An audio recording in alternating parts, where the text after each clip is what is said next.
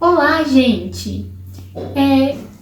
Hoje, dando continuidade nos vídeos, eu trouxe uma pessoa aqui muito importante, meu pai, para contar com mais detalhes de como foi assim a descoberta da doença, como foi a questão do diagnóstico. Ele estava nos bastidores, assim, acompanhando todo o caso.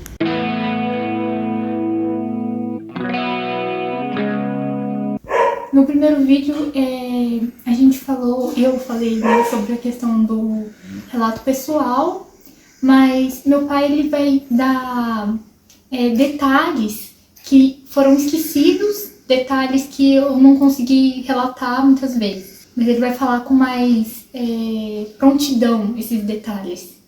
Bom, eu sou o Francisco, pai da Bianca, tenho acompanhado o caso desde o princípio, ou até mesmo desde que ela nasceu, e estou aqui para esclarecer alguma coisa que possa ter ficado para trás.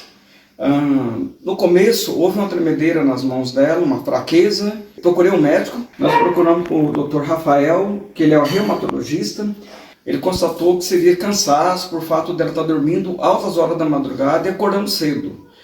Porém, fez exames de sangue e nesses exames nada constou. Tá? Retomando o tempo, ela passou a descansar e não veio acontecer isso mais. Porém, no final do ano, novamente manifestou-se. Foram feitos novos exames e o médico falou que pelo sangue não tinha como diagnosticar.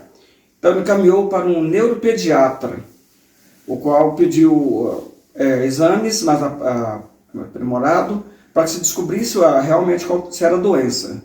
Foram feitos uma ressonância, que foi realizada na cidade de Cianorte. Foi feito outros exames também de agulha, eletroneuromiografia, um exame de agulhinha. Através da ressonância foi constatado que era realmente a esclerose múltipla. E havia necessidade de internamento. Por esse médico residente em Londrina prestar serviço aqui, não teria como ele encaminhar para a Santa Casa. Então teria um processo todo para poder ter esse internamento.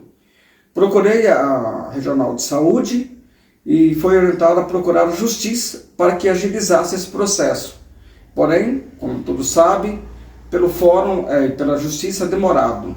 Houve uma crise na Bianca e ela foi levada ao PA na ocasião, onde o médico constatou que nada poderia ter feito ali. Soro não ia resolver, medicamento dali não resolveria. Foi então que ele pediu para estar internando ela ali no PA mesmo. Nós ficamos ali internados uma noite. No dia seguinte apareceu uma vaga na Santa Casa de Paranavaí, onde ela foi internada e ali foram realizados mais exames, inclusive a punção, onde detectou com certeza que era esclerose. E ficamos ainda nesse tempo aguardando essa vaga em Curitiba, o que estava demorando a ocorrer. Foi então que tivemos a colaboração dos amigos, irmãos da igreja, além das orações que eles fizeram. A irmã Ivonete foi mais que prestativa. Se prontificou em Arapongas, tomar um lugar para que possamos conseguir uma vaga para ela. O que foi realizado? O Sr. Fernando foi uma peça fundamental para nós. Foi ele que nos conduziu, ele que nos levou no transporte até Arapongas, ele que nos conduziu cada passo, falando sobre o médico, falando como deveria ser o contato com esse médico, né? Então, esse também foi mais que bênção na nossa vida. Esse casal foi uma bênção na nossa vida, não foi, é uma bênção na nossa vida. Pois eles nos levaram, nos conduziram a cada passo ali para que ela recebesse o tratamento. Onde ela recebeu o tratamento inicial.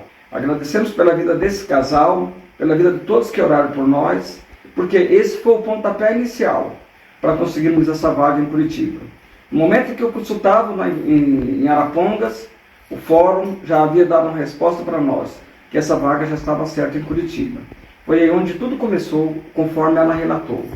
Após essa notícia do fórum, numa quinta-feira nós tomamos um ônibus que era alocado pela prefeitura, ali no antigo PA. Saímos na quinta-feira daqui à noite e chegamos de manhã em Curitiba. A consulta da Bianca foi na parte da tarde, a partir das 13 horas, com o Dr. Francisco. Esse médico, ao ver os exames, ao dialogar com a gente, ele ficou até estagnado por ver as condições da Bianca e ele achou que não era esclerose também. E por conta de que ela ia bem na escola, tirava boas notas, ele falou que isso era um dos sintomas que não tinha na esclerose. Outro também chamou a atenção dele, foi que naquela ocasião era muito difícil achar um jovem com 14, 15 anos tendo esclerose múltipla. O normal seria a partir de 30 anos. Mas como era caso novo, ele resolveu internar e estudar melhor o caso, por ser lá um hospital de excelência, né, onde trabalha mais com essa doença. Naquela época não tinha tantos casos com a idade que eu comecei a ter esclerose, com 14 anos ali.